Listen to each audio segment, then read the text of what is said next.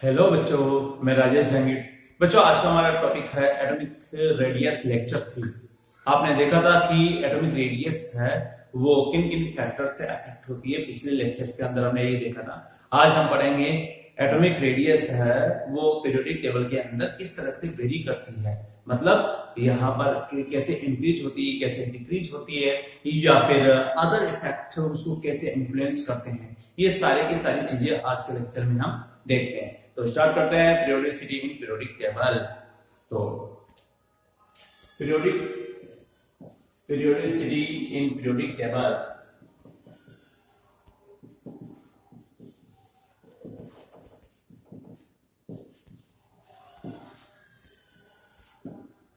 Left to right जाने पर periodic table में जेड इफेक्टिव की वैल्यू बढ़ती है। Z effective left to right जाने पर बढ़ता है बच्चों। और आपने देखा कि क्यों बढ़ता है, क्योंकि नेट जेड इफेक्टिव की वैल्यू जेड माइनस सिग्मा के ऊपर डिपेंड करती है। यानी जैसे जैसे इलेक्ट्रॉन बढ़ेंगे अब प्रोटॉन के नंबर भी बढ़ेंगे, एंड जो बढ़ा हुआ इलेक्ट्रॉन है वो प्रोटॉन को पूरी तरह से स्क्रीन नहीं कर पाता। मतलब नेट जेड इफेक्टिव की वैल्यू होती है, उसमें इंक्रीमेंट होता है, 0.65 की वैल्यू इंक्रीज होती है। तो इस तरह से लेफ्ट टू राइट जाने पर जेड इफेक्टिव की वैल्यू बढ़ती है। लेकिन नंबर ऑफ शेयर तो क्या रहते हैं, सेम रहते हैं, क्योंकि आपने देखा था कि एक पर्टिकुलर पीरियड है वो क्या शो करता है, एक पर्टिकुलर शेयर को शो करता है। यानी नंबर ऑफ शेयर है वो चेंज नहीं होते हैं left to right periodic table के अंदर। तो इसका मतलब नंबर ऑफ शेयर कांस्टेंट रहेंगे, लेकिन जेड इफेक्टिव की जो वैल्यू है वो बढ़ेगी। तो एज ए रिजल्ट क्या होगा, फोर्स ऑफ अट्रैक्शन की वैल्यू क्या होगी, इंक्रीज हो जाएगी। और फोर्स ऑफ अट्रैक्शन इंक्रीज होगा तो बाहर वाले इलेक्ट्रॉन को अपनी तरफ खींचेगा, मतलब रेडियस की वैल्यू डिक्रीज होगी। तो मैं ऐसा कर सकता हूं left to right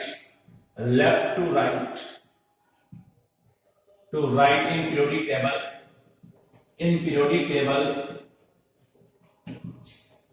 table z effective increases, so rate force of attraction towards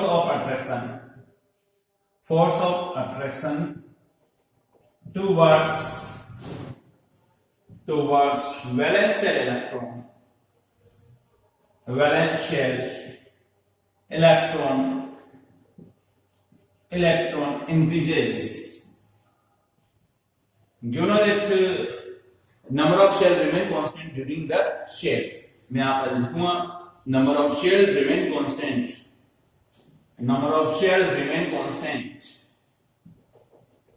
As a result, the radius decreases. जैसा कि मैंने बताया, फोर्स ऑफ अट्रैक्शन की वैल्यू बढ़ेगी तो वैलेंस शेल के इलेक्ट्रॉन को अपनी तरफ खींचेगा, और अपनी तरफ खींचेगा इसलिए रेडियस की वैल्यू क्या होगी, डिक्रीज होगी। इसका मतलब पीरियोडिक टेबल के अंदर लेफ्ट टू राइट जाने पर रेडियस की वैल्यू क्या होती है, डिक्रीज होती है। अब हम बात करते हैं किसी पर्टिकुलर ग्रुप की बात करेंगे, तो ग्रुप के अंदर क्या होगा, यहाँ पर जेड इफेक्टिव लगभग कांस्टेंट होता है, जैसे कि आपने देखा था। यहाँ पर फर्स्ट पीरियड के से सेकंड पीरियड में जाते हैं और सेकंड से थर्ड में जाते हैं, तो थोड़ा थोड़ा जेड इफेक्टिव की वैल्यू इंक्रीज होती है, लेकिन बाद में कांस्टेंट हो जाती है। तो इन ग्रुप की मैं बात करूंगा। In group number of shell increases and z effective remains constant. So radius increases, number of shell increase होंगे तो क्या होगा, यहाँ पर रेडियस की वैल्यू इंक्रीज होगी। हम ऐसा कर सकते हैं, सिंपल सा कॉन्सेप्ट है। यानी इसका मतलब पीरियोडिक टेबल में लेफ्ट राइट जाने पर तो रेडियस डिक्रीज होती है, लेकिन अगर जैसे जैसे अप डाउन जाने पर, यानी ऊपर से नीचे जाने पर किसी भी ग्रुप के अंदर नंबर ऑफ शेल बढ़ने की वजह से रेडियस की वैल्यू क्या होगी, इंक्रीज होती है। इसलिए मैंने यहाँ पर रेडियस की वैल्यू इंक्रीज बताई, और आपने देखा यहाँ पर रेडियस डिक्रीज होते हैं लेफ्ट राइट जाने पर। तो अब कैसे चेंज होती है पर्टिकुलर ग्रुप के अंदर, कुछ एक्सेप्शंस भी है, उन सबकी हम स्टडी करेंगे। तो पहले लेते हैं हम एस ब्लॉक के एलिमेंट्स में किस तरह से वो वेरी करती है उसके बारे में स्टडी करेंगे। आपने देखा फर्स्ट ग्रुप के अंदर hydrogen, helium, lithium, sodium, potassium, rubidium and caesium, ये एलिमेंट है। पर्टिकुलर ग्रुप के अंदर नंबर ऑफ शेल की वैल्यू इंक्रीज होती है और इसीलिए रेडियस की वैल्यू भी इंक्रीज होगी। यानी फर्स्ट ग्रुप के एग्जांपल्स हम देखते हैं तो वहां पर रेडियस की वैल्यू इंक्रीज होती है हाइड्रोजन से लेकर के सीजियम तक। सीजियम हम ले सकते हैं, वहां पर आपने देखा कि सीजियम होगा वो लार्जेस्ट नॉन रिएक्टिव एलिमेंट है, जो नॉन रेडियो एक्टिव एलिमेंट है, क्योंकि रेडियो एक्टिव एलिमेंट में तो फ्रेंशियम भी आ जाता है। चलो तो करते हैं start. Hydrogen, lithium, sodium, potassium, rubidium and caesium. आपने देखा इधर से इधर जाने पर क्या होगा, ऊपर से नीचे जाने पर नंबर ऑफ शेल की वैल्यू इंक्रीज होगी। मैं यहाँ पे लिखूंगा number of shell increases. Number of shell increase हो गए तो ऐसे में क्या होगा बच्चों, यहाँ पर जो है रेडियस की वैल्यू इंक्रीज होगी, रेडियस इंक्रीज होगी। यानी सबसे ज्यादा रेडियस किसकी है, सीजियम की सबसे ज्यादा, फिर रुबिडियम, फिर potassium, sodium, lithium and hydrogen. अगर रेडियो एक्टिव एलिमेंट भी अगर लेते हैं तो फ्रेंशियम यहाँ पर आ जाएगा। तो आप चाहो तो ले सकते हो, यहाँ पर फ्रेंशियम भी ले सकते हो। तो ऐसे केस में क्योंकि ये रेडियो एक्टिव है तो जनरली इसकी स्टडी नहीं की जाती, लेकिन अगर ये भी दिया हुआ है आपके ऑप्शन के अंदर तो सबसे ज्यादा रेडियस फिर फ्रेंशियम की हो जाएगी। तो बच्चों यहाँ पर Fr फ्रेंशियम है, वो लार्जेस्ट साइज वाला एलिमेंट है सभी के अंदर अगर हम देखें तो यहाँ पर इस तरह से रेडियस की वैल्यू क्या होगी, इंक्रीज होगी ना। तो यहाँ पर नेक्स्ट की मैं बात करूंगा, बेटा मांगे कार स्कूटर बाप राजी। अगर देखते हैं सेकेंड ग्रुप के एलिमेंट है beryllium, magnesium, calcium, strontium, barium and radium. आपने देखा अगेन यहाँ पर एक ही जो ग्रुप है उसके एलिमेंट है, तो मैं लिखूंगा number of shell increases. Number of shell increase हो रहा है, इंक्रीजेस, और नंबर ऑफ शेल इंक्रीज होंगे तो क्या होगा बच्चों, रेडियस की जो वैल्यू है वो इंक्रीज होगी, क्योंकि जेड इफेक्टिव तो कांस्टेंट रहता है, यानी जेड इफेक्टिव रिमेन कांस्टेंट। यहाँ पर कांस्टेंट में लिखूंगा ब्रैकेट में, यानी इसका कोई इफेक्ट ही नहीं पड़ेगा, लगभग कांस्टेंट रहेगा, हम ऐसा कहेंगे। तो मेजर डोमिनेटिंग पार्ट होता है नंबर ऑफ शेल, उसी की वजह से रेडियस की वैल्यू इंक्रीज हो जाती है। तो फर्स्ट ग्रुप में भी ऊपर से नीचे जाने पर इंक्रीज हो रहा, यहाँ पर सेकेंड ग्रुप में भी ऊपर से नीचे जाने पर इंक्रीज हो रहा। अब मैं इन दोनों की कंबाइंड स्टडी करता हूँ। कंबाइंड स्टडी करते हैं मतलब मैं ऐसा कर सकता हूँ कि इसमें और इसमें किसकी रेडियस जो है ज्यादा होगी। तो हम कर सकते हैं लेफ्ट राइट जाने पर रेडियस की जो वैल्यू होगी वो क्या होगी बच्चों, डिक्रीज होती है। इसका मतलब मैं ये कहूंगा लिथियम एंड बेरिलियम में अगर कंपैरिजन करें, क्योंकि यहाँ पर तो ये तो फर्स्ट ग्रुप का स्मॉलेस्ट एटम आ गया, ठीक है, और वन ही शेयर होता है, लेकिन इसमें टू शेयर होते हैं। तो हम कंपैरिजन करेंगे लिथियम एंड बेरिलियम की। Lithium and beryllium left right जाने पर रेडियस की वैल्यू डिक्रीज होती है। तो कैसे लिखेंगे, यहाँ पर देखो लेफ्ट राइट रेडियस की वैल्यू डिक्रीज होगी। तो लिथियम यहाँ पर मैं एग्जांपल ले रहा हूँ, लिथियम एंड बेरिलियम में अगर कंपैरिजन करेंगे तो क्या होगा, लिथियम के रेडियस ज्यादा है, क्या होगा, रेडियस ऑर्डर, रेडियस का जो ऑर्डर होगा वो क्या होगा बच्चों, यहाँ पर लिथियम की रेडियस है वो ज्यादा होगी बेरिलियम से। क्यों, क्योंकि जेड इफेक्टिव की वैल्यू इंक्रीज हो रहा है। यहाँ पर लिखूंगा जेड इफेक्टिव इंक्रीज हो रहा है, जेड इफेक्टिव इंक्रीज होगा तो रेडियस डिक्रीज हो जाएगी। ओके, फिर होगा यहाँ पर लिखूंगा सोडियम एंड मैग्नीशियम। आप देखते हो सोडियम की ज्यादा होता है, वही वाला सेम रीजन आएगा बच्चों, यहाँ पर सेम रीजन आएगा। मैं लिख सकता हूँ कि जेड इफेक्टिव की वैल्यू इंक्रीज होगी इसलिए रेडियस डिक्रीज होगी। सिमिलरली अगर बात करें पोटेशियम एंड कैल्शियम, तो उसमें भी किसका ज्यादा होगा, पोटेशियम एंड कैल्शियम में अगर कंपैरिजन करें तो आप कहोगे कि यहाँ पर एक ही पीरियड के एलिमेंट है, तो अगेन मैं कहूंगा कि पोटेशियम की रेडियस है वो कैल्शियम से ज्यादा होगी। सिमिलरली अगर बात करें रुबिडियम, स्ट्रोंशियम, बेरियम, यहाँ पर आ जाएगा सीजियम एंड Ra और फ्रेंशियम, ये हम ले सकते हैं बच्चों। चलिए ठीक है, तो हम क्या करें, यहाँ पर इन तीनों इन सभी के अंदर जो है इसका रीजन तो सेम रहेगा, जेड इफेक्टिव की जो वैल्यू है वो क्या होगी, इंक्रीज होगी, और इसीलिए यहाँ पर रुबिडियम की रेडियस स्ट्रोंशियम से ज्यादा होगी, सीजियम की जो रेडियस है वो बेरियम से ज्यादा होगी, और फ्रेंशियम की जो रेडियस है वो क्या होगा, रेडियम से ज्यादा होगी। तो आप देखते हो कि यहाँ पर लेफ्ट और राइट जाने पर जेड फैक्टर की वैल्यू बढ़ती है, इसलिए क्या होगा, रेडियस की वैल्यू डिक्रीज हो जाती है, जबकि ऊपर से नीचे जाने पर क्या होगा, जेड फैक्टर तो कांस्टेंट रहता है लेकिन उनमें नंबर ऑफ शेयर इंक्रीज होंगे, और इसलिए ये रेडियस की वैल्यू ऊपर से नीचे जाने पर क्या होगा बच्चों, बढ़ती है। ठीक है, तो इस तरह से हम इसको देख सकते हैं। नाउ अब कंपैरिजन करते हैं सारे के सारे एलिमेंट की, इन सब के सब एलिमेंट की बात करते हैं। तो कैसे कंपैरिजन करेंगे बच्चों, यहां पर देखिए, जनरली यहां पर जो है एक जिगजैग टाइप की शेप बन जाती है। हम रेडियो एक्टिव एलिमेंट को छोड़ेंगे यहां पर, तो ऐसे में हमें रेडियस का जो सीक्वेंस मिलता है एज पर एनसीईआरटी वो ये मिलता है बच्चों।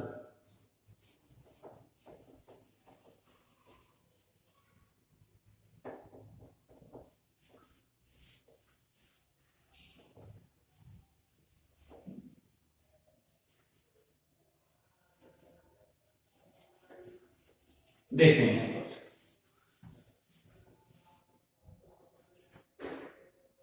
Yes, lithium beryllium, lithium sodium, potassium, rubidium, caesium, ये हो गया magnesium, calcium, strontium and barium. आपने देखा लेफ्ट टू राइट जाने पर रेडियस की वैल्यू डिक्रीज हो रही है लेकिन अप डाउन जाने पर बढ़ रही है। तो आप देखते हो कि बेरिलियम की जो रेडियस है वो लिथियम से क्या होगा, कम होगा, यानी बेरिलियम से लिथियम की तरफ रेडियस की वैल्यू बढ़ेगा। फिर हम देखते हैं लिथियम से मैग्नीशियम की तरफ, क्योंकि नंबर ऑफ शेल इंक्रीज होंगे तो यहाँ पर थोड़ी सी बढ़ जाती है। अगर मैं बात करूं तो इन दोनों के रेडियस में ज्यादा डिफरेंस नहीं होता, डायगोनल रिलेशनशिप की वजह से। मैंने आपको बताया भी था डायगोनल रिलेशनशिप क्या होता है कि यहाँ पर सेकंड पीरियड के एलिमेंट थर्ड पीरियड के एलिमेंट के साथ में यहाँ पर जो डायगोनली प्रेजेंट होते हैं उनके साथ में सिमिलरिटी शो करते हैं प्रॉपर्टीज के अंदर, इसी ही हम डायगोनल रिलेशनशिप करते हैं, यानी इनकी रेडियस और इसकी रेडियस में ज्यादा डिफरेंस नहीं। लेकिन फिर भी अगर मैं बात करूं मैग्नीशियम की रेडियस थोड़ी सी ज्यादा होती है, थोड़ी सी ज्यादा होती है, ज्यादा डिफरेंस नहीं होता। तो यहां पर मैग्नीशियम हो गया, उसके बाद में अगेन एक पीरियड के अंदर जो है लेफ्ट राइट जाने पर रेडियस की वैल्यू क्या होगी, डिक्रीज होगी, ऐसा हम देखते हैं। उसके बाद में यहाँ पर कैल्शियम, हमने देखा कि यहाँ पर जो है पोटेशियम की रेडियस इतनी ज्यादा होती है कि कैल्शियम, स्ट्रोंशियम, बेरियम से भी ज्यादा हो जाती है, मतलब यहाँ पर वेरिएशन है वो ज्यादा हो जाता है। इन तीनों की रेडियस में डिफरेंस होगा, थोड़ा थोड़ा होता है, लेकिन पोटेशियम एंड यहाँ पर जो कैल्शियम के रेडियस में काफी ज्यादा डिफरेंस रहता है, और इसी वजह से इन तीनों की जो रेडियस है वो पोटेशियम से जो है वो कम होती है। तो इसलिए ऑर्डर में आपका आएगा कैल्शियम, स्ट्रोंशियम, बेरियम, उसके बाद में पोटेशियम होगा, उसके बाद में rubidium and caesium, caesium largest size का। इस तरह से हम देख सकते हैं। ये मैंने एक एग्जांपल लिया यहाँ पर और एग्जांपल लिया आपने देखा, इस तरह से ये ऑर्डर रहेगा। तो ऑर्डर ऑफ रेडियस की बात करें, ऑर्डर ऑफ रेडियस क्या होगा यहाँ पर, ऑर्डर ऑफ रेडियस सबसे कम होगा बेरिलियम, उसके बाद में हम देखते हैं लिथियम, फिर मैग्नीशियम, फिर सोडियम, सोडियम के बाद में calcium, strontium, barium, calcium, strontium and barium, और उसके बाद में आपका होगा potassium, rubidium and caesium, potassium, rubidium and ये आपका हो जाएगा बच्चों सीजियम। ये इस तरह से इसका ऑर्डर होता है। तो हमने देखा लिथियम एंड मैग्नीशियम, एक एग्जांपल मैं लेता हूं वापस से, compare the order of radius in lithium and magnesium. तो आपने देखा कि लिथियम एंड मैग्नीशियम में मैग्नीशियम की रेडियस स्लाइटली ज्यादा होती है लिथियम के कंपैरिजन में। तो मैं कहूंगा यहाँ पर लिथियम एंड मैग्नीशियम की अगर बात करें तो आप देखेंगे कि यहाँ पर रेडियस होगी वो अप्रोक्सीमेट होगी 0.60 एंगस्ट्रॉम होती है, और इसकी जो मैग्नीशियम की होती है 0.65 एंगस्ट्रॉम होती है। यहाँ पर इन दोनों की रेडियस में बहुत कम डिफरेंस होता है। तो इसलिए मैं कहूंगा रेडियस क्या ऑर्डर क्या हो गया बच्चों, रेडियस का ऑर्डर हो जाएगा, ठीक है। यहाँ पे आपके हिसाब से जैसे भी क्वेश्चन दिया होगा इंक्रीजिंग या डिक्रीजिंग आप लिख सकते हो। मैं यहाँ पर लिखूंगा लिथियम की जो रेडियस है वो कम होती है किससे, यहाँ पर मैग्नीशियम से। बट एग्जांपल में ले रहा हूं lithium plus and magnesium plus 2 की अगर रेडियस का कंपैरिजन करें तो क्या होगा, lithium plus and magnesium plus 2। आप देख सकते हैं यहाँ पर lithium plus and magnesium plus 2 में जैसे ही केटायन बनता है, यहाँ पर +2 चार्ज की वैल्यू क्या होती है बच्चों, यहाँ पर ज्यादा आ जाती है। और +2 चार्ज आने की वजह से क्या होगा, यहाँ पर जेड इफेक्टिव की वैल्यू काफी ज्यादा बढ़ जाती है, तो रेडियस एकदम से कॉन्ट्रैक्ट हो जाती है। अब मैं कहूं यहां पर मैं लिखूंगा इस समय मैग्नीशियम +2 में जेड इफेक्टिव की वैल्यू जो होती है वो इंक्रीज हो जाती है, काफी ज्यादा इंक्रीज हो जाएगी, इंक्रीज, और रेडियस की वैल्यू काफी ज्यादा डिक्रीज हो जाएगी।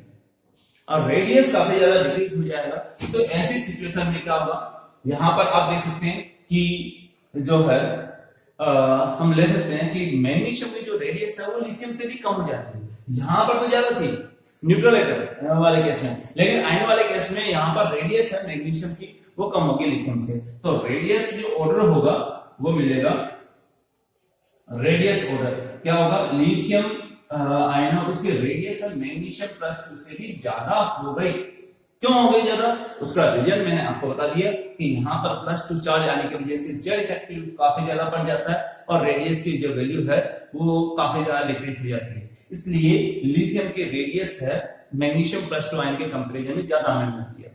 तो ये इसका एक प्रॉपर रीजन है जो मैंने आपको बताया, जैसा कि एग्जाम के अंदर आते हैं, कॉम्पिटिशन के अंदर आते हैं। चलिए आगे बात करते हैं, आगे देखिए नेक्स्ट एग्जांपल हम लेते हैं। Along the period की हमने बात की थी, along the period रेडियस का जो ऑर्डर क्या होगा उसे हम देखेंगे। जेड इफेक्टिव की वैल्यू along the period है वो बढ़ती है और जेड इफेक्टिव बढ़ेगा, लेकिन नंबर ऑफ शेयर की वैल्यू तो क्या होगी, कम होगी, नंबर ऑफ शेयर कांस्टेंट रहेगा। तो मैं कहूंगा एग्जांपल यहां पर पहले अलोंग द पीरियड की बात करूंगा, नंबर ऑफ शेयर क्या रहेंगे, कांस्टेंट रहेंगे और जेड इफेक्टिव की जो वैल्यू है वो बढ़ती है। तो ऐसे में क्या होगा, किस तरह के ऑर्डर में मिलते हैं, lithium, beryllium, boron, carbon, nitrogen, oxygen, fluorine and neon. हमने देखा इधर से इधर जाने पर जेड इफेक्टिव बढ़ेगा, जेड इफेक्टिव इंक्रीज होगा, ठीक है बच्चों, और जेड इफेक्टिव इंक्रीज होगा तो ऐसी सिचुएशन में क्या होगा, यहां पर रेडियस की जो वैल्यू है वो डिक्रीज होगी। लेकिन फ्लोरीन का कैसा होता है, नियोन के अंदर ऐसा क्या हो जाता है, नियोन एक फुली फिल्ड कॉन्फ़िगरेशन रखता है। आपने इलेक्ट्रॉनिक कॉन्फ़िगरेशन देखा तो 2p6 इसका होता है, और जब 2p6 होगा तो ऐसी सिचुएशन में क्या होगा, फुली फिल्ड होता है, यानी ये नॉर्मल गैस की कैटेगरी में आती है। और आपने देखा कि नॉर्मल गैस होती है वो किसी भी टाइप का इंटरेक्शन शो नहीं करती, ना तो बॉन्ड बनाती है ना ही जो है किसी टाइप का strong force attraction force show करती है, केवल और केवल उनके बीच में वैन डर वाल फोर्स लगता है। कौन सा, वैन डर वाल फोर्स लगता है, और वैन डर वाल फोर्स लगने की वजह से इसमें वैन डर वाल रेडियस होती है। तो यहां पर हम बात करेंगे कौन सी होगी, वैन डर वाल रेडियस, वैन डर वाल रेडियस, और वैन डर वाल रेडियस कंसीडर की जाती है, केवल एक ही टाइप की रेडियस हमें मिलती है इस वाले केस में, वैन डर वाल रेडियस, इसके अलावा किसी भी टाइप की रेडियस हमें नहीं मिलती, जबकि इनके अंदर तो covalent radius and metallic radius हमें मिल जाती है। तो आपने देखा कि इधर से इधर जाने पर रेडियस डिक्रीज होती है, लेकिन वैन डर वाल रेडियस की वैल्यू सबसे ज्यादा होती है, जैसा कि मैंने आपको सेकंड लेक्चर के अंदर बताया था। तो बच्चों यहाँ पर वैन डर वाल रेडियस की वैल्यू सबसे ज्यादा, इसका मतलब मैं कहूंगा यहाँ पर आर वैन डर वाल की जो वैल्यू है, वैन डर वाल ये ग्रेटर देन होगी आर मेटालिक, जैसा कि हमने बताया था, और अगेन आर कोवेलेंट, ये वैल्यू होती है कोवेलेंट। ओके, तो मान लीजिए कि यहाँ पर लिथियम मेटालिक रेडियस शो कर रहा है, लिथियम एंड बेरिलियम, जबकि ये वैन डर वाल और बाकी मेटालिक, तो ऑर्डर होगा डिक्रीजिंग ऑर्डर ऑफ रेडियस। हम ये डिक्रीजिंग ऑर्डर की मैं बात करूंगा, decreasing order of radius, of radius. आपने देखा ये वैन डर वाल रेडियस सबसे ज्यादा होती है, चाहे ये वाला लिथियम ही क्यों ना ले कंपैरिजन में। तो ऐसे सिचुएशन में वैन डर वाल रेडियस नियोन की सबसे ज्यादा, मतलब यहाँ पर मैं लिखूंगा, यहाँ पर नियोन की जो वैन डर वाल रेडियस है वो सबसे ज्यादा है, फिर होगा लिथियम, फिर बेरिलियम, फिर उसके बाद में आपका हो जाएगा बोरॉन, कार्बन, यहाँ पर nitrogen and oxygen and fluorine, ये आपका ऑर्डर हो जाएगा। हम इस तरह से इसको देख सकते हैं, मतलब ये इसकी नियोन की रेडियस सबसे ज्यादा होगी। चलिए आगे लेते हैं एग्जांपल। आगे बिल्कुल इसी टाइप का है, कौन सा एग्जांपल लेंगे हम, यहाँ पर थर्ड पीरियड के एलिमेंट, थर्ड पीरियड के एलिमेंट कौन से होंगे बच्चों, यहाँ पर हम देखते हैं sodium, magnesium, aluminium, silicon, phosphorus, sulphur, chlorine and organ, ये वाले एलिमेंट कहते हैं। इसके अंदर और इसके अंदर अगर हम देखते हैं तो बच्चों इनमें मेटालिक रेडियस होती है, और एल्यूमिनियम भी मेटल है तो मेटालिक रेडियस हम ले सकते हैं। तो ये तीनों तो मेटालिक रेडियस शो करेंगे। ये वन रोल रेडियस शो करता है, कौन सा? ऑर्गन वन रोल रेडियस, क्योंकि अगर ये भी नॉर्मल गैस है। क्या होगा बच्चों? Normal gas. तो मैं इधर से इधर तो लिखूंगा, यहाँ पर यहां से यहाँ तक जेड इफेक्टिव की वैल्यू इंक्रीज होगी, जेड इफेक्टिव इंक्रीज होगा। हालांकि इंक्रीज तो ऑर्गन में भी होता है, लेकिन इंफ्लेक्शन ही नहीं होता अदर मेटल एलिमेंट के साथ में। तो इंफ्लेक्शन नहीं होने की वजह से ऑर्गन की जो रेडियस है वो क्या होगी? सबसे ज्यादा हमें मिलती है। तो sodium, magnesium, aluminium, silicon, phosphorus, sulphur, chlorine, ये वाला केस होगा बच्चों यहाँ पर। उसके बाद में आपने देखा यहाँ पर जेड इफेक्टिव तो ऑर्गन में भी बढ़ेगी, लेकिन वहां पर कंसिडर की जाती है वन रोल रेडियस। तो मैं कहूंगा यहाँ पर आर वन रोल हमें लेना है, वन रोल, और इस वाले में आर मेटालिक लेना है। तो आपने देखा आर वन रोल की वैल्यू सबसे ज्यादा होती है, यानी इन सब एलिमेंट में सबसे ज्यादा होगी ऑर्गन की। तो मैं यहाँ पे लिखूंगा yes, decreasing order of radius हम ले सकते हैं। यहाँ पर क्या होगा? सबसे ज्यादा होगी ऑर्गन, ठीक है। क्यों? क्योंकि वन रोल रेडियस होती है, जैसा कि मैंने बताया। उसके बाद में लेफ्ट राइट जाने पर डिक्रीज हो ही नहीं थी, तो हम कंसिडर कर सकते हैं यहाँ पर सोडियम, उसके बाद में मैग्नीशियम, उसके बाद में आपका होगा aluminium, silicon, phosphorus, sulphur and यहाँ पर क्लोरीन। इस तरह से हम इसको ले सकते हैं बच्चों। यहाँ पर क्लोरीन की रेडियस सबसे कम होगी, जबकि ऑर्गन की रेडियस सबसे ज्यादा होगी। चलिए बच्चों, now next third period element या थर्ड ए ग्रुप एलिमेंट की बात करेंगे। थर्ड ए ग्रुप में कौन कौन से होते हैं उनकी स्टडी करेंगे।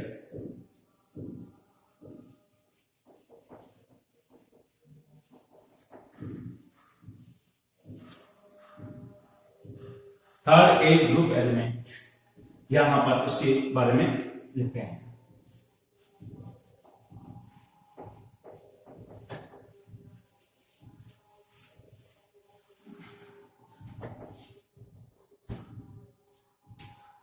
थर्ड ए ग्रुप एलिमेंट कौन सा? Boron, aluminium, gallium, indium and यहाँ पर थेलियम। अगर इनका इलेक्ट्रॉनिक कॉन्फ़िगरेशन देखते हैं, एग्जांपल लिया मैंने ये कौन सा? थर्ड ए ग्रुप के एलिमेंट। हमने देखा यहाँ पर जो है इनका इलेक्ट्रॉनिक कॉन्फ़िगरेशन देखोगे तो ये 5 आ जाएगा, और उसके बाद में 13, उसके बाद में 31, इसके बाद में आपका हो जाएगा 49 और ये 81, ये वाला होता है। हमने देखा यार यहाँ पर तो कोई दिक्कत नहीं, बोरॉन में एल्यूमिनियम में तो ठीक है, नंबर ऑफ शेल की वैल्यू इंक्रीज हो रही है, और अगर देखते हैं तो ऐसे सिचुएशन में कोई दिक्कत भी नहीं आती। लेकिन एक क्वेश्चन यहाँ पर आता है, जब इनके डेटा देखे जाते हैं एल्यूमिनियम एंड गैलियम के, तो हमें मिलते हैं कि गैलियम की रेडियस है वो एल्यूमिनियम से कम होती है। तो एक क्वेश्चन में यहाँ पे लिखता हूँ, क्वेश्चन के फॉर्म में ही इसको समझाऊंगा, उसके बाद में फिर कंप्लीट हम लिखेंगे। और भी देखा गया, यहाँ पर क्या देखा गया कि इंडियम एंड थेलियम की जो रेडियस में है वो ज्यादा डिफरेंस नहीं होता, बहुत कम डिफरेंस होता है। जैसा नॉर्मल डिफरेंस आना चाहिए वैसा डिफरेंस यहाँ पर नहीं होता। यानी मैं कहूँगा थेलियम की रेडियस है वो इंडियम से स्लाइटली ग्रेटर देन होती है, ऐसा क्यों होता है? तो इन दोनों के रीजन मिलते हैं। तो पहला क्वेश्चन है यहाँ पर मैं लिखूंगा radius of aluminium is greater than gallium, why? But it's जबकि कम होना चाहिए। नॉर्मल ट्रेंड में तो क्या होना चाहिए, गैलियम की जो रेडियस है वो ज्यादा होना चाहिए, जबकि यहाँ पे तो कम है, ऐसा क्यों? तो इसका सॉल्यूशन ये है, पहले सॉल्यूशन से पहले मैं कुछ समझाऊंगा कि आपने देखा कि यार गैलियम का जो इलेक्ट्रॉनिक कॉन्फ़िगरेशन है वो क्या है। आपने देखा गैलियम का 31 और 31 इलेक्ट्रॉनिक कॉन्फ़िगरेशन से जस्ट पहले आपने देखा कि इलेक्ट्रॉन n-1 d शेल में गए थे। किसमें? n-1 d shell. कहां से? स्कैंडियम से 21 से लेकर के जिंक तक 30 में यहाँ पर इलेक्ट्रॉन गए थे 3d1, और से लेकर के यहाँ पर आप देखिए तो 3d10 में गए थे बच्चों इलेक्ट्रॉन। और आपने देखा कि यहाँ पर 4p1 में, यानी यहाँ पर आउटर मोस्ट शेल क्या 4p है, और उससे पहले वाले शेल में गए थे n-1। और n-1 में शील्डिंग इफेक्ट होता है बच्चों यहाँ पर 0.85 एज पर स्लेटर रूल। तो यानी जो शील्ड होना चाहिए था वो शील्ड प्रॉपर वे में नहीं हो पाता। तो यहाँ पर क्या होगा, n-1 शेल में जाने की वजह से उसकी शील्डिंग प्रॉपर वे में नहीं हो पाती, या मैं कहूंगा 3d इलेक्ट्रॉन की पुअर शील्डिंग इफेक्ट की वजह से ने। अब जब इलेक्ट्रॉन की शील्डिंग कम होगी तो z इफेक्टिव इक्वल क्या होगा, z माइनस सिग्मा। यानी मैं ऐसे कर सकता हूं z इफेक्टिव इक्वल क्या होगा बच्चों, z minus sigma. Shielding effect को डिसाइड करते हैं सिग्मा से। जब इलेक्ट्रॉन की शील्डिंग कम होगी तो सिग्मा की वैल्यू क्या होगी, लेस होगी, और लेस होगी तो इसका मतलब z इफेक्टिव की वैल्यू मोर हो जाएगी, और मोर हो जाएगी इससे रेडियस की वैल्यू कम हो जाएगी। तो यहां पर मैं लिखूंगा यहां पर statement, in gallium 10 electrons enters in 3d orbitals which shows poor Schilling effect.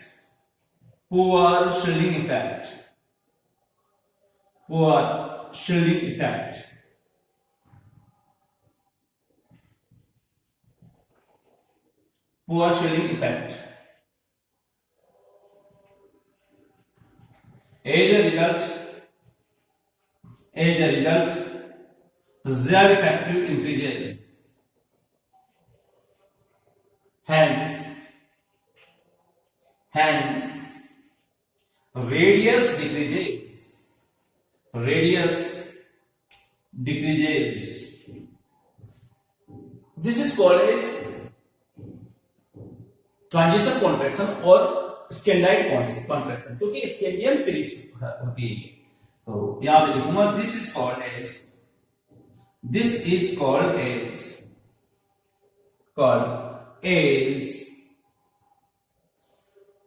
Transition contraction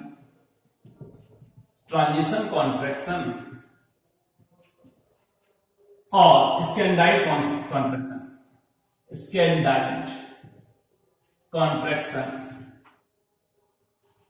contraction.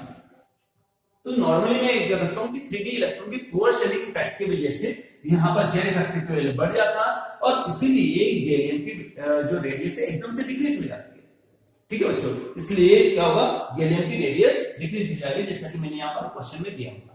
Now next की बात करते हैं कि आखिर जो है थेलियम और यहाँ पर इंडियम के रेडियस में ज्यादा डिफरेंस क्यों नहीं होता है। थेलियम की रेडियस स्लाइटली ग्रेटर देन की होती है, जबकि ज्यादा ग्रेटर देन होनी चाहिए। तो इसका रीजन क्या, क्वेश्चन की फॉर्म में मैं लिखूंगा the radius of thallium is slightly greater than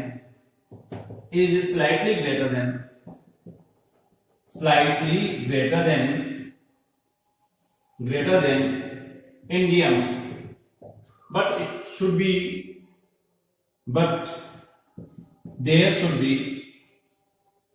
be large difference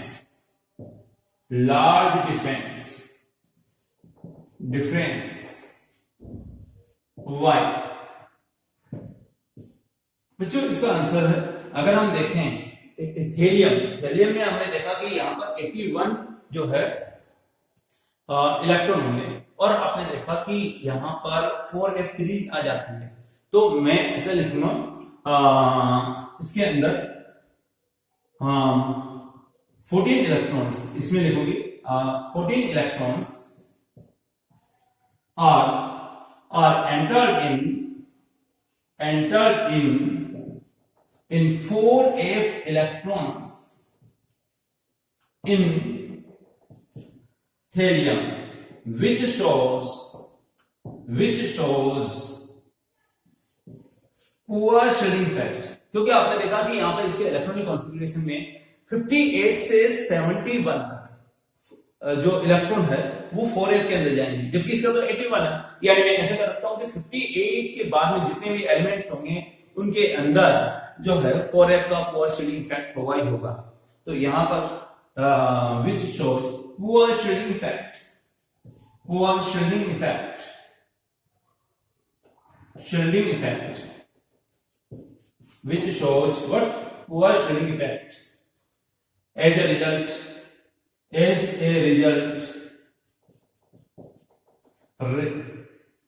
Z effective increases, Z effective increases,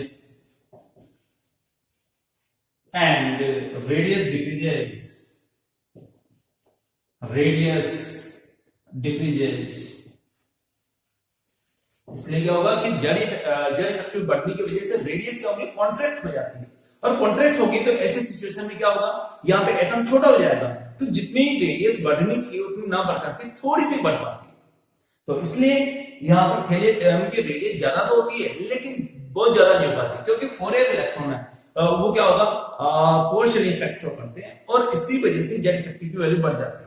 आपने देखा, मैं वापस से रिपीट करूंगा इस चीज को कि 58 से लेकर के 71 जो इलेक्ट्रॉन है वो 4f में जाता है, जबकि थैलियम में तो 81 इलेक्ट्रॉन्स एंटर करेंगे। तो इसका मतलब जब 1 by 1 इलेक्ट्रॉन एंटर करेंगे तो 58 से 71 तक के जितने भी इलेक्ट्रॉन है वो 4f में एंटर करेंगे, और इसी की वजह से उनका पुअर शील्डिंग इफेक्ट होता है। लास्ट इलेक्ट्रॉन होगा 6p1 में जाता है, 6p1 में जाता हूं, तो इसका मतलब आप देख सकते हैं कि यहाँ पर n-2 इलेक्ट्रॉन की क्या होगी? पुअर शील्डिंग इफेक्ट शो करता है, n-2f electron poor shielding effect show करेगा, और इसीलिए रेडियस की वैल्यू क्या हो जाती है? डिक्रीज हो जाती है। आप यहाँ पर इस चीज को भी समझ सकते हैं कि इनकी जो इलेक्ट्रॉनिक कॉन्फ़िगरेशन में n-2 जो इलेक्ट्रॉन्स है उनका रोल काफी ज्यादा रहता है।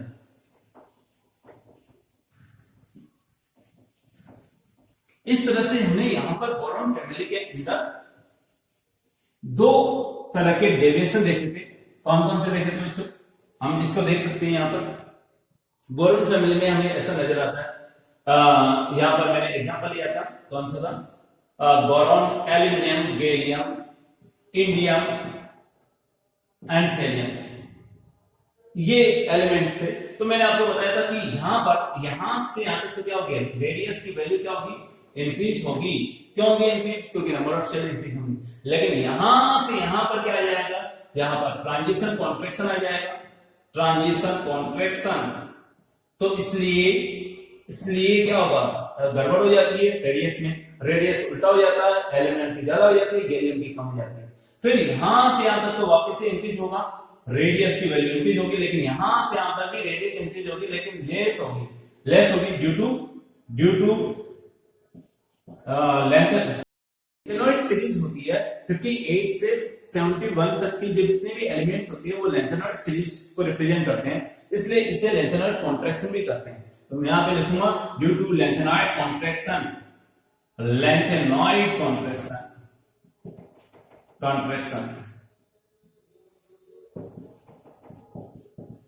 ठीक है बच्चों। तो लेंथेनॉइड कॉन्ट्रैक्शन क्या होता है? यहां पर लेंथेनॉइड सीरीज में n-2 शेल के अंदर n-2f में इलेक्ट्रॉन जाने की वजह से उनकी पुअर शील्डिंग इफेक्ट होता है, और इसीलिए रेडियस की वैल्यू क्या हो जाती है? कॉन्ट्रैक्ट हो जाती है, और इसे ही हम क्या करेंगे? यहां पर लेंथेनॉइड कॉन्ट्रैक्शन भी करते हैं। तो ये पूरा एक्सप्लेनेशन लेंथेनॉइड कॉन्ट्रैक्शन में भी आ जाएगा, जो कि ग्रीक में लिखूंगा। तो यहां पर ये ड्यू टू लेंथेनॉइड कॉन्ट्रैक्शन हो गया। तो ऑर्डर क्या मिलेगा हमें? यहां पर ऑर्डर की बात कर लेते हैं। थैलियम का decreasing order of radius,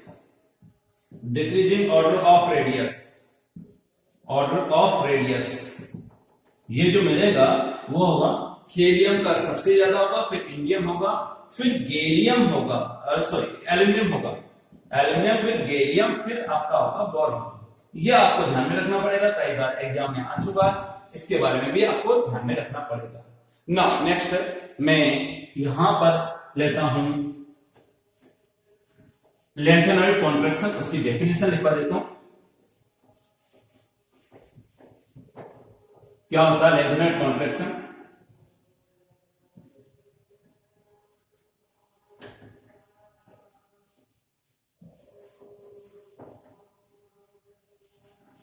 lanthanoid contraction में इलेक्ट्रॉन n-2 में एंटर करता है और उसी का पोलर शील्डिंग इफेक्ट होता है।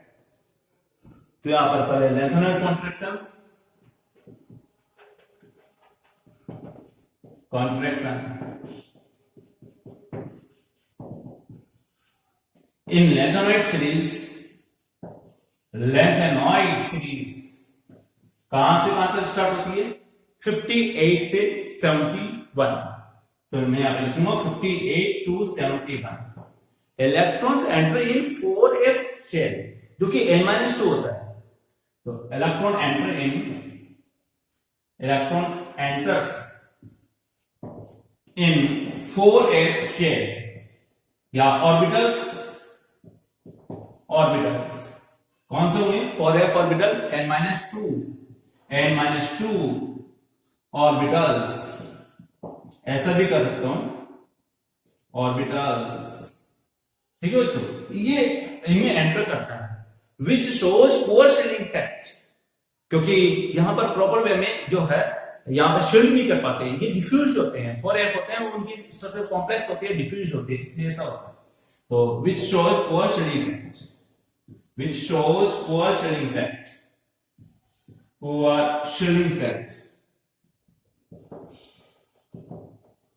effect. Hence, radius decreases, and this is called lengthenoid contraction.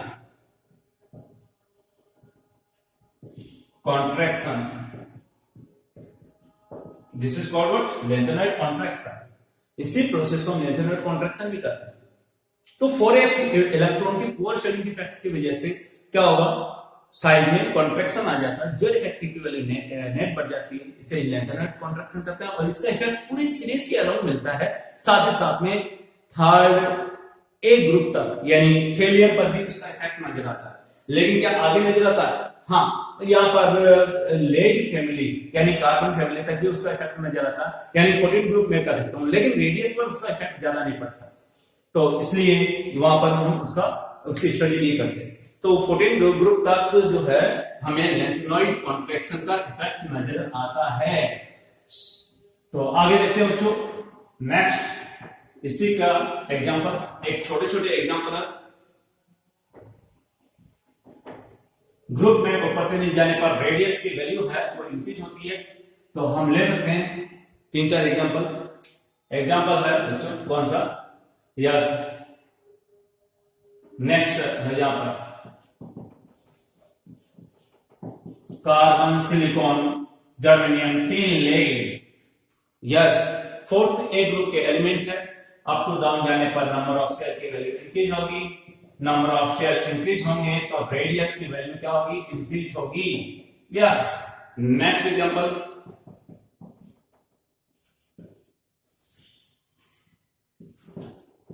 Nitrogen family. Same concept apply होगा. नंबर ऑफ शेल इंक्रीज होंगे तो क्या होगा? रेडियस की वैल्यू इंक्रीज होगी. Next example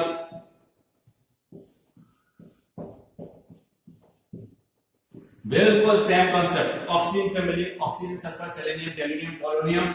number of shell की वैल्यू इंक्रीज होगी और नंबर ऑफ शेल इंक्रीज होंगी तो रेडियस की वैल्यू इंक्रीज होगी. Next example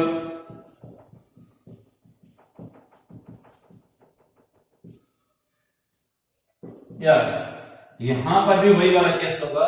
number of shell increase होंगे तो क्या होगा? रेडियस इंक्रीज होगी. क्यों भैया? किसमें है ये? आप देख सकते हैं, ये तो हेलोजन फैमिली होगी और नॉर्मल गैस में भी ऐसा ही होगा. Helium, neon, organ, krypton, xenon and radon. इधर से इधर जाने पर क्या होगा बच्चों?